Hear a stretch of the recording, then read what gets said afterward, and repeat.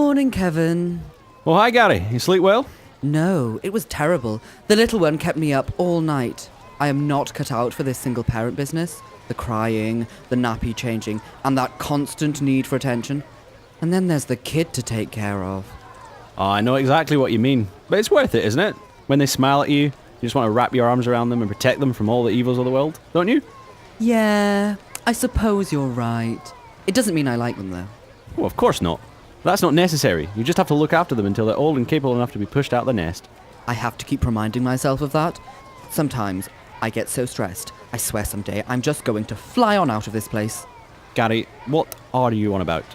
You can't fly.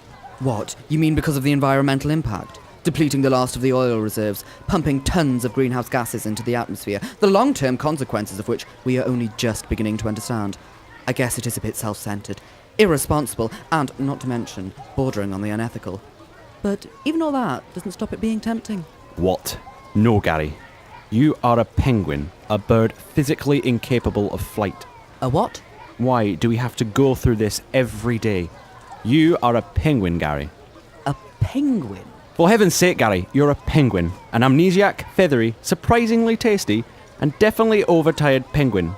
Absolutely and utterly a penguin. Take my word for it. It takes one to know one. All right then, we're penguins. Since that's the case, answer me this. Are we black with white feathers, or white with black feathers? Neither. Honestly, I thought when the humans invented colour television, they'd realise they needed to pay for colour in nature too. If they did that, they'd realise we're actually tartan. Would never have guessed. So, Kevin, if I'm a penguin, I need to be afraid of predators who want to eat me, don't I? Well, normally, yeah, you would be. Like that massive polar bear over there? Gary, as I have told you yesterday, and I'll probably have to tell you tomorrow, in the wild, a polar bear in close proximity to penguins, like ourselves, would usually be a cause for extreme worry. But we're not in the wild, are we? Aren't we? No, Gary. This is a zoo. A zoo that for some reason is organised by colour. We're in the white section, which feels faintly racist, especially as we appear to be black and white. Even though we're actually tartan. Precisely.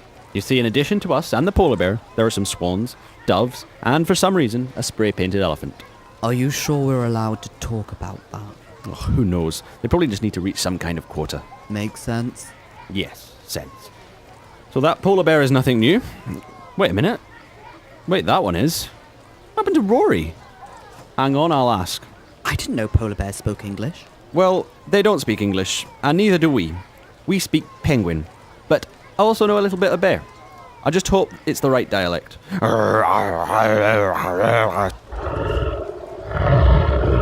He says his name's Howard.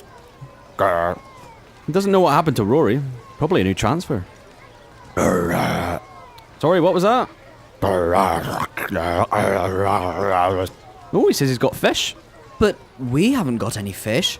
I know, preferential treatment or what? Ooh, having said that, I think someone's coming to feed us now. Oh, excellent. Well, it doesn't look like fish, though. Oh, be adventurous, you might like it. Oh, it tastes like sunshine and cheese with... Oh, Wednesday. Oh, the gristly. I think they may have fooded the dose. But... sleepy. So sleepy. Might snooze for a bit. Haven't had a kip since the little bastard hatched.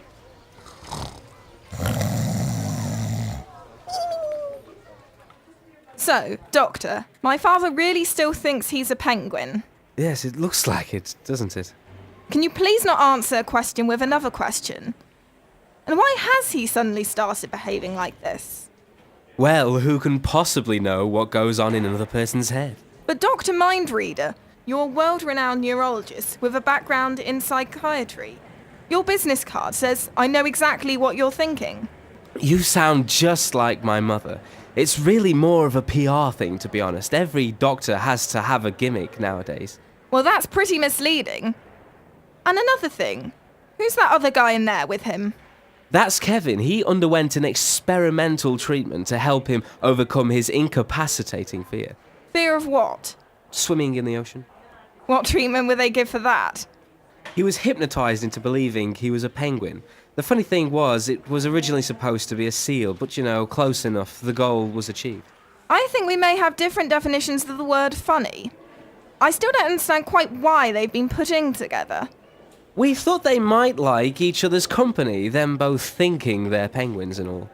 And what are you doing to treat them? We are trying out several different drug regimens. It's difficult really to know if they're doing any good, but it's worth a shot. Worth a shot? What kind of hospital is this? What about other therapies? There aren't many similar documented cases. There are some reports of intense behavioural therapies being relatively effective, talking therapies, aversion therapies, electroshock. Electroshock? If they're effective, then why aren't you doing them then?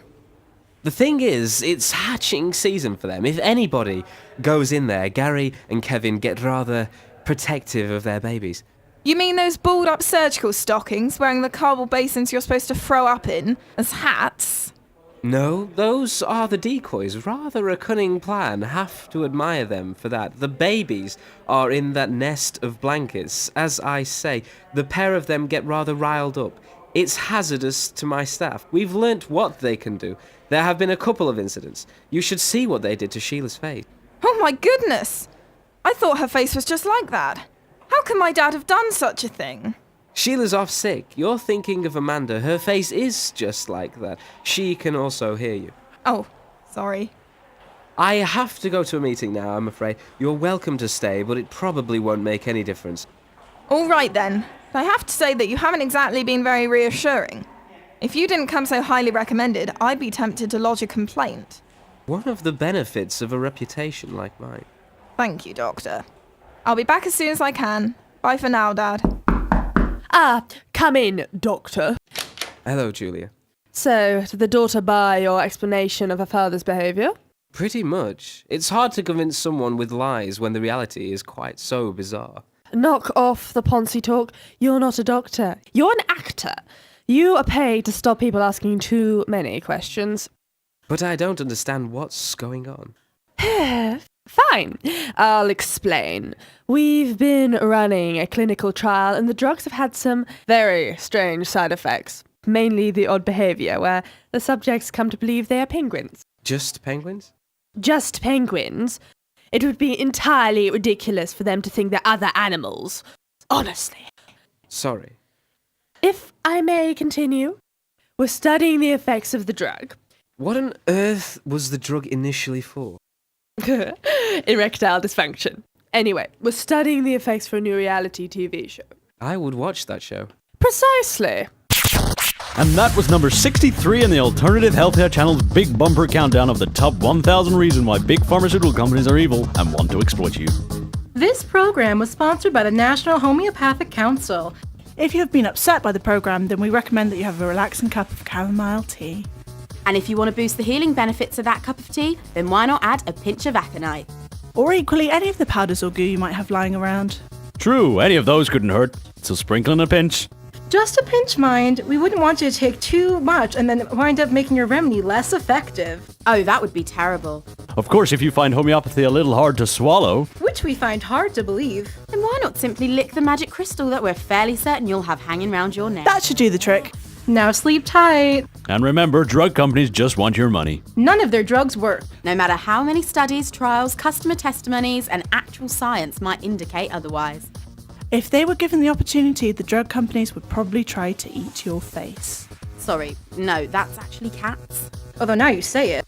You're right. It does sound plausible. Write that down. We're the only ones who have all the answers. And we'll sell them to you. We can cure every single health complaint you've ever had and loads more you've never even heard of. And the only thing you'll have to do is believe in everything we tell you, absolutely and totally. And give us money. The only two things you'll have to do are believe in us and give us money. And not question the mad lies we feed you. 3 things. Belief, money, trusting obedience. Just send us your bank details. And that is my amazing idea for a novel. What do you think? I don't know what to say. I know, it's brilliant! My best yet. Adam, I've worked with you for quite a while now, and your ideas, they're a little bit, slightly, well, just too convoluted. To be honest, with this last one, I got lost near the beginning. So the talking penguins think they're people. No, Cynthia, it couldn't be simpler. The penguins are really mental patients in a fake psych ward, being used for a possible reality program as an imaginary example of corporate evil on a fictional channel to promote alternative healthcare. If I had to dumb it down any further, it would compromise the integrity of the main narrative. Can you just do something with vampires? Yes! Oh, wow, that's even better! It could be about a vampire who sells skincare products because he can use his own youthful appearance as proof how effective they are. But obviously he's a vampire, so he never ages anyway, so he wouldn't need the products he sells. Then a group of corrupt plastic surgeons get wind of his money-making enterprise. They envy his success, and they come up with a plan to use him to get more business for themselves. Yes, they approach the vampire to get him to advocate their surgeries in exchange for all the free blood he could possibly want, and the odd patient carcass here and there. So really, what the vampire is doing is feeding on people's sheer desperation to stay youthful and attractive like him. So he gets stinking rich, to the point where he doesn't need money anymore, but he can't stop, because the blood, unknown to him, the doctors have laced it with drugs, and he's become addicted. But it all goes wrong when a beautiful young woman dies on the table, and the vampire's a crisis of conscience. And when he tries to stop, the doctors threaten him, but he's gone too far into his addiction anyway. And then he goes on a mad rampage around the hospital, and he ends up killing himself by overdosing on the tainted blood and leaping into the incinerator. Well, there's a classic story for the ages. Kevin, Yes, Gary? where do you think we are? Gary, I think you're getting worse. I shouldn't have to tell you twice in one day. We are in a zoo. Oh, I know that. But where? You know, I never thought to ask. It's actually hard to tell. From the way we're organised, I have to say somewhere like China. Hard to tell whether or not that's a compliment. Well, what do you reckon? It's possibly a comment on the regime, or... Oh, you meant where we are. I don't know. I hope somewhere exotic. I like the idea of getting a tan. A penguin with a suntan. That sounds like a setup to one of those really horrific jokes. Ooh, you've given me an idea. What do you call a penguin with a suntan? I'm not sure I even want to know. A baked Alaska. There are far too many levels of which that so cool joke does not work. It might work if we were in Alaska. And yet we're probably not, so it doesn't. Okay then. What do you call a penguin who can't take a joke? Amaze me. Kevin! Can we just change the subject, please? Tetchy much? Alright. You know what, Kevin? No what, Gary? I think swans are gits. That would be because they are gits. I am so glad that you agree with me. The gittishness of swans is hard to disagree with. In fact, anyone who doesn't think that all swans are massive gits is probably a monumental git themselves. That proves how awesome penguins are. We're above all that. Look at them over there. They think they're so cool with their necks and their feathers. But they're ugly on the inside. You can tell from the way their kids look and that stupid honk. Plus, they're always bragging that they could break a man's arm, although, to be honest, I've never actually seen it happen. Typical swans. Too much talking, not enough action. I'd love to smack them in their smug little beaks. If they ever came over here... Wait a minute. They're moving towards us. Kevin, protect the offspring. I'll deal with this guy. Doctor, they're attacking again. Doctor, help! Excuse me, I don't suppose I can interest you in any of my skincare products.